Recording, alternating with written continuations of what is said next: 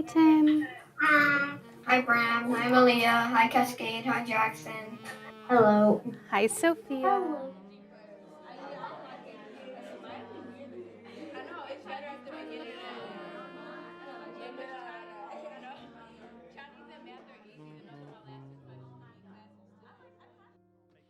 Aware of any kind of alternative to capitalism, they might grow up to become commie scum. Joke's on you, I did that anyway. As a result, any and all critiques of capitalism are restricted to criticisms of capitalism of the past, aka, sure, capitalism used to be fucked, but it's fine now, or else simply blamed on external factors or individuals, one of the many reasons why great man history is so popular in the Western world. Actually, we can blame it on external factors and other individuals. We can blame it on the state. Take, for example, your socialist protectionist tariffs and your socialist window taxes. We can blame it on your socialist income tax in 1843 and your socialist high income tax rates of 1847. You're trying to make it out as if the British Industrial Revolution was somehow capitalist. It was dominated by that of mercantilism, all thanks to your socialist government interventionism, imperialism and colonialism, all your socialist crap. Where was the free market? So where's your free market money then? Why the hell are you sitting with a fiat currency? Where's your free market money? And why is it no there? Exactly. We know exactly why it's no there. Because you intervened in the economy and made a mess of it. Funny, isn't it, that the free speech crowd weren't all that keen to condemn or oppose moves like this, which come closer than almost anything else I've seen to indoctrination, and yet lost their minds over Steven Crowder being temporarily demonetized for homophobic harassment campaigns, and drag queens daring to read stories to children. Again, it's that whole thing to do with the nationalists. Folk don't understand. Most folk support the mixed economy. That's what the problem is. They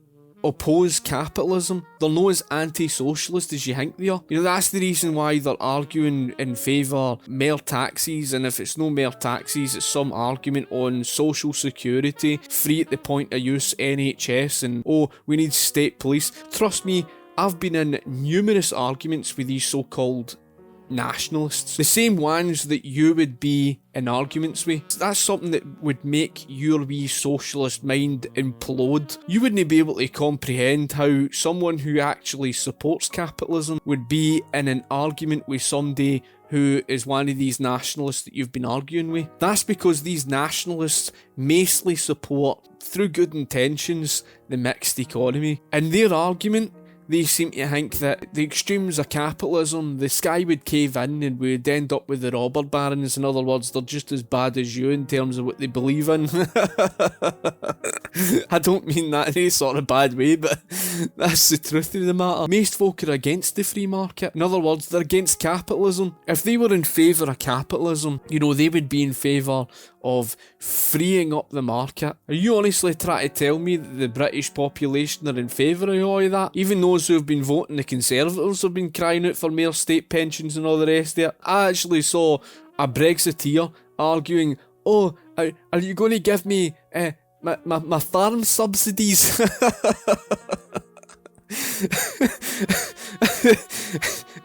And that's what you try to call capitalist? That's bloody socialist. Or any mention of LGBTQ plus people in schools, because as we all know, learning about gay people is indoctrination, but banning the mere mention of anti-capitalist sentiment in the classroom is absolutely no. We must force so-called Western values and a love for the homeland on the public, otherwise they might realise how fucked up the world is and oppose us, is not quite the slam dunk argument that Lawrence Fox seems to think it is, but of course the right gets upset by all this stuff. He doesn't understand the fact that these nationalists who are strongly protectionist and are utterly obsessed over the colour of their skin and all the rest of this crap, right? They're no in favour of capitalism. Nazism is basically a nationalist variant of socialism, and socialism is collectivist. Collectivism is basically something where you subordinate the rights of individuals, which is exactly what they want to do, because it's all this stuff to do with protecting their white race and all the rest of this nonsense, all for the sake of the collective, and that we need to protect us, so we need a strong government to do it. I even had an argument with one of them in the British Politics group, UK, on Facebook one of the times, and I says to him, you're just a collectivist, you're a Nazi. You know, you come back back and says to me, "You're an individualist. Your individualism has led us into this crisis." He honestly thinks we live under individualism. So how the hell did you draw to a logical conclusion that this, of what is basically inherently collectivist and is nationalist, how did you draw to the logical conclusion that that's individualism? When you're talking about this today, with what you see and what these nationalists argue for, they're no arguing in favour of capitalism. It's difficult to come across as the good guy when you're purposefully pushing a specific narrative in order to prevent people from realising the true nature of your monstrous ideology, so preventing opposing or radical viewers from the perspective of the neoliberal status quo getting classroom exposure is particularly important, and failure to do so must be particularly terrifying. This is probably the part where we lose the liberals, but please stick around. I promise I do actually have a lot to say about this, and I do think it's very important to discuss the ways in which schooling conditions us, for better or worse, to exist within our current neoliberal capitalist hell world, and to at least acknowledge them, even if you ultimately believe that they are positive or that I'm being overly dramatic or whatever, because like it or not, make no mistake, the way our education system is set up does, or at least is intended to, prime us for life under capitalism, mostly by making our kids fucking miserable. I don't know, maybe that might say something about the world we're preparing them for if all our preparation is designed to psychologically fuck them up. Just a thought. He completely ignores the fact that, number one, you're living under a mixed economy. Number two, it was all thanks to his socialist price fixing of the interest rates, artificially lowering the interest rates that caused the boom and bust cycle of the 20th century, which again, as I say, is socialists love to project the blame off onto capitalism because it's just classic socialist mentality. Strangle capitalism half to death through all the socialist nonsense, through social security, the welfare state, all the socialist state subsidies, the over-regulation of the private sector caused by socialism, and then after we do that, we'll turn around and say that was the fault of there being the presence of a private sector. That's why you can't even take socialists seriously. Well, one theory, which I must admit to finding rather compelling, is that homework, along with many other aspects of the educational system, is not actually designed to help kids, learn as effectively and efficiently as possible, but in fact to condition them to accept the invasive and overbearing work practices intrinsic to capitalism. As author and equal education rights advocate Erin Ickens put it, "I've come to the conclusion that the sole purpose of homework is to condition children into accepting that unpaid overtime and ridiculous hours and not even being able to escape work even in your home are normal things to expect in their future." Well, that's a bit rich coming for that guy, because I can tell you this. See, if you get rid of the private sector, there's only one other place that you can turn to for money, and that is the printing press. The rich people are not affected by it. That is because the rich people hold all the assets. They are not dependent upon a paper currency. You, however, and all the poor people of society, socialism destroys the only ism with the middle class. The only ism with a middle class is capitalism. Destroy capitalism, there's no middle class. That's a fact. If you get rid of capitalism, there's no middle class, therefore there's no stepping stone for you to move up the ladder. That's exactly why the poor get poorer, because when you devalue the base of the currency through printing the fiat currency and inflation drives up the result of that, you make people poorer. You inevitably create the inequality that you're complaining about capitalism for. Well, I guess preparing the kids to be exploited by their boss might even seem like a positive if you're a fucking monster, so better keep it going for that reason, even if it's not all that helpful for educational purposes, and in some cases actively detrimental to students' lives. Well, that's a bit rich coming for yourself about exploitation, because what the hell do you call these socialist regimes that ended up having people with suicide nets working more than 12 hours a day and basically getting paid practically nothing, all because of the fact that they destroyed the private sector? If you're like me and your YouTube use is mostly political and especially leftist in nature, then you've probably come across Ryan Hibbs' excellent video, Grading as Capitalist Conditioning, which recently got picked up by the algorithm and shown to everyone to the left of Margaret Thatcher. Oh, that boy, I remember doing a video response to Ryan Hibbs, aye. So when we see things like how Jeff Bezos has made $80 billion since the start of the pandemic, while millions of people are struggling to just keep a roof over their heads, glaring injustice of it can be just infuriating infuriating at times. Yeah, the glaring injustice of all those millions of products have cheap products and benefit from it. Oh, that injustice. You only see one side of the story. You don't even look at the other side of the story. The only thing that you stare at is the billions of pounds that, of course, Jeff Bezos makes. That's all you see. I can sympathise that there is a problem with exploitation by your definition today. And yes, there is socialising losses and privatising gains, which is not capitalism, as if to say that the presence of the company did nothing. It's if to say that they just earn money. Like to say, you know, oh, Jeff Bezos just made all this money and oh, how evil of him. The glaring injustice. Here I am sitting making a video about capitalism and how evil it is, with a product I probably even bought from Amazon. He's basically as clueless as yourself.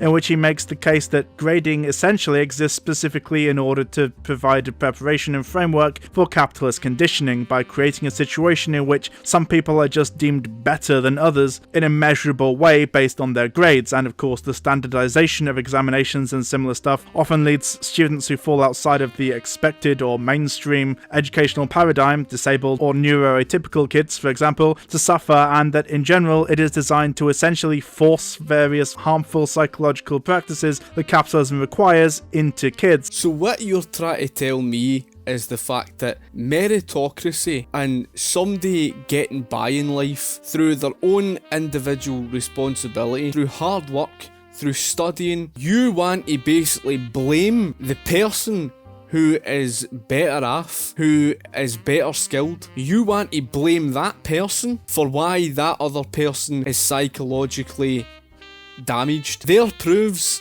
there is a serious psychological problem with yourself, because psychologists themselves will tell you it's unhealthy to look at what other people are doing. You've got to be comfortable and happy with yourself. You try to call it indoctrination or something like that today with the grading system. So see if you've not even got a grading system. There's no incentive for you to work hard, is there? And what do you think would be better then? Just give everybody a straight A? So what would be the point studying and working hard then? There's no point.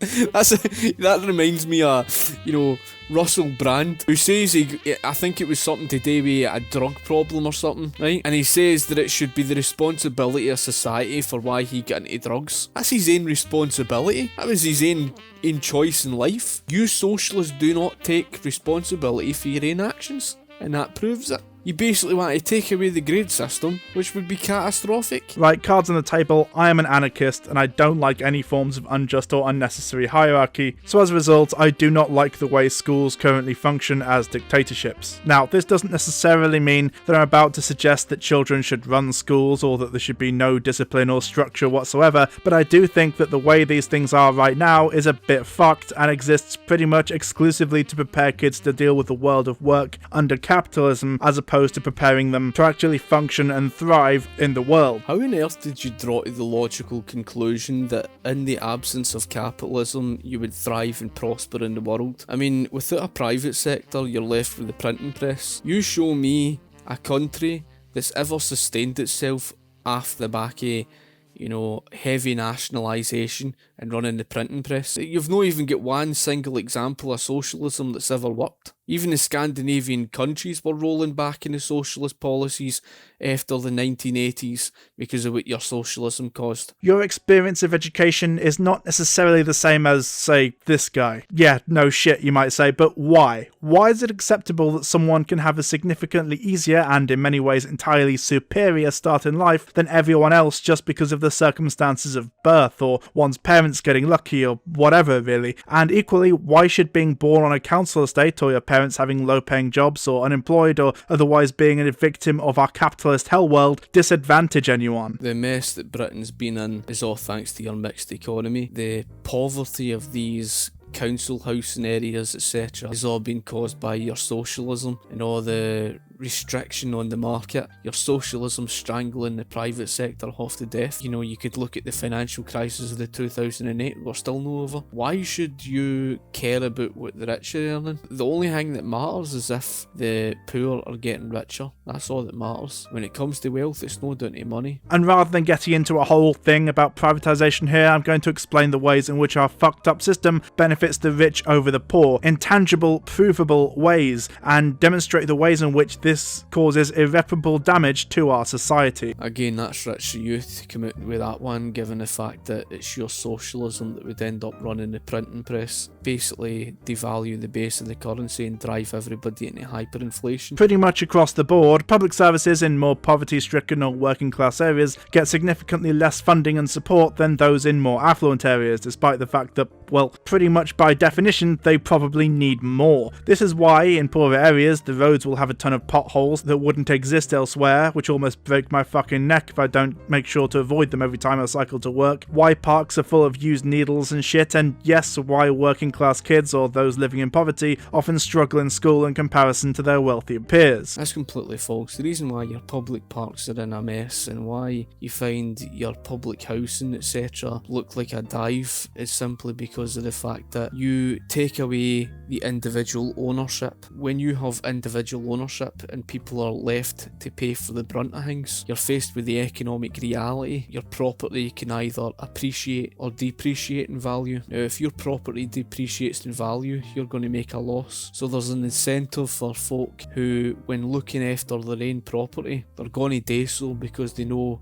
that it's going to appreciate the value of their property. When you turn to council housing, however, where it's no them that's paying for it, they don't care about looking after their property because they know somebody else is paying for it. You see, that's what happens when you subsidise, and it's exactly what happens with that of the public parks. And if you were to compare the public parks to that of private parks, you would see a massive difference. You know, that's the reason why they're not looked after. Poverty, after all, is the most reliable predictor of bad grades due to distractions arising from financial difficulty, malnutrition, or having to juggle studying with a part-time job to help keep the family afloat. And add to that the fact that less funding for schools in poorer areas means larger class sizes, meaning that teachers are less able to provide focused, tailored support or individual care in the way that they would in a much smaller class. Again, it's because of your socialism that's drove costs through the roof, because you've restricted quantity of supply and increased demand. And you're trying to claim that it's something to do with the fact that there's a private sector or something like that. Again, you're referring to this to do with the state education system. Being poor, or even just living in a majority working class area, really fucks your chances of getting a decent education, and therefore makes the fabled American dream or upward mobility fantasy significantly more difficult, if not impossible, for someone born into poverty to attain. Why can a country like the UK have the richest single country in Northern Europe and also 9 out of 10 of the poorest? Well, the reason being is because Great Britain is not one of the richest. In fact, Great Britain is sitting more than £9 trillion in debt, and that's because of all the social security and the liabilities are bailing out the banks. We're living under this mess today because of what your socialism caused, and then you try to call it a capitalist system. The wealth generated in the richest areas can and must be fairly distributed throughout, otherwise what's even the point of London remaining in the UK? Sure, it brings in money, but if nowhere north of Watford gets to see it, and much of the country languishes in poverty, then what tangible benefit does that even really serve? Again, that's to do with collectivism. If you actually had a free market across the whole of Britain, then you would allow each city and town, etc., to thrive and prosper. But because of all your socialist government regulation that strangled the private sector half to death and strangled the economy, paying for all your free goodies and all the rest of that nonsense, your social security and the tax rates are through the roof, and obviously that's the very reason why you're faced with this problem. Through this centralisation, and because you've allowed the government much control over the economy, it's why so much of the wealth has been consolidated into the city of London. Meanwhile, the rest of the British Isles has been neglected in many regards. What is one to do if the system isn't changing and you want your kids to get a decent education? Well, if you have the money, why not send them to private school? Or if you have the time, why not homeschool them? These are valid options, and I don't necessarily blame individual parents who choose to take them. After all, in 99% of cases, it's just parents wanting to give their kids as good a start in life as possible, and due to the way the state school system is right now, I don't exactly blame anyone for wanting an alternative in much the the same way as people who want to guarantee a better standard of healthcare in the UK still have the option of private health insurance. The problem isn't the individuals making these decisions, it's the fact that this essentially creates a two-tier system, wherein the children of rich parents get a significant head start in life, either because their parents were able to pay for them to get a superior level of education privately, or because they could afford to either have one parent spend a majority of their time teaching or else hire a full-time tutor. In either case, these options are not available to anyone below a certain level of income, and as a result are not a solution to the problem and actually exacerbate it by providing an out exclusively to the rich. And there you have the concession folk. He's basically admitting the fact that with the private education system, with the smaller classes and stuff like that, that's exactly what happens with a free market education system. Teachers are able to attend to more of the students that way. There's more one-to-one, and there's a better quality and there's more choice, and through a free market education system it's a lot more affordable. The reason why private education costs are so expensive today is because they're so few and far between. In other words, demand is far above that of the quantity available. If you took away the state education and you built more of the private schools, built a hell of a lot more of them right across the whole of the British Isles, the private education costs would drop. He doesn't understand the laws of supply and demand. That's how their mind works. They think, oh, you privatised it, it's all greed. What's that got to do with it? It's because you've restricted the market. That's the fault of socialism. It's not the fault of capitalism, it's the fault of socialism. We don't have a free market education system today. Once again, the free market fails to address the root of the issue here, which is that yes, private schools are able to offer, for example, smaller class sizes, less overworked teachers, better equipment, more library and research resources, and so on, because they have money pouring in from the rich and powerful. Another concession, but he's trying to use the excuse to say, oh, it's just to do with more funding because it's privately run. That's the very reason why it's better quality. One size fits all. There's a lack of competition because it's a monopoly, it's a state-run monopoly, and of course, like I've explained before, with the economic calculation problem, the misallocation of resources and all sorts, that's why the public ownership cannot operate more efficiently. The state education system could afford to provide equivalent or superior services to even the most expensive of private schools, but it doesn't because it is underfunded. And there you've got the lie, and you hear that all the time. They say it's underfunded. That's the reason for why it's a failure. Completely wrong. They've been pouring more and more funding into these things like education and healthcare for years. More and more money gets poured into it, the failure just continues. It's the same with the NHS, same story. It's just excuses to cover up for the failure of socialism. And that's all it is. So you see all that nonsense about how, the public sector could rival the private sector. No, in a free market it couldn't. It wouldn't be able to because a free market's efficient, unlike that of public ownership that's faced with the economic calculation problem. Let's be completely honest here. We know what works. When it comes to education, we know what we need to do, but we won't do it because of underfunding, deprioritisation of education, or quite simply caring more about tradition and common sense than facts. So, we must ask ourselves, if we know how to improve the education system, why haven't we? Well, two main reasons. Ideology and capitalism. And that's a rather stupid thing to say. I mean, he's admitted that the private education system has provided better quality, but only the rich can afford it. So then how can he say that capitalism is the cause of the problem? Because he's been speaking about the state education most of the time. That's the fault of socialism. That's not the fault of capitalism. And that's what I don't understand. He doesn't make logical sense in his argument. He's all over the place. He's not even got a clue what he's talking about. And he's saying ideology. Capitalism's not an ideology. It's something that pertains to human nature. And that's something that socialism most certainly doesn't. See, as I believe I've covered pretty extensively throughout this video, education under neoliberal capitalist states is not about, education or making sure we have as qualified and capable a population as possible, or even to provide people with the means to survive and thrive through adulthood. No, the purpose is to create a pliable, easily manipulated populace who have just enough knowledge to help them fill the skilled jobs quota, but not enough to actually see beyond their conditioning. So there you go, folk. He doesn't even understand what he's talking about. If you actually look at his own video and you check his comment section, he's got a few teachers or something that's commented, and you can tell they don't even understand what they're talking about. They seem to think that, okay, he's got a reasonable point. Well, how is he? They don't even understand economics themselves. The fact that they think that they live under capitalism is part of the problem. And this is the issue. Because see, if your teachers don't even have a clue, and it's no wonder that these people are coming out the other end of the education system completely clueless, which is rather quite funny because it's the state education system, as I said before, historically was designed to politically indoctrinate, and it's proved successful in doing just that. It's been doing that, and yet what he was speaking about for the majority in his video was state education. It wasn't anything at all to do with the private education system. So the indoctrination has actually been as a result of his socialism, no capitalism. So it really is humorous. But as I say, folk, I mean, you can check out my video that I've done, you know, on the state education system and the political indoctrination, and you can see for yourself. And I've responded before in the likes of Ryan Hibbs, etc. He's another one that just doesn't understand a single thing he's talking about. So at the end of the day, folk, you know, I hope you've enjoyed the video. If you've got anything you'd like to add yourself, comment in the comment section below. Be sure to like the video and share the video, etc. And of course, thank you for watching. Cheers.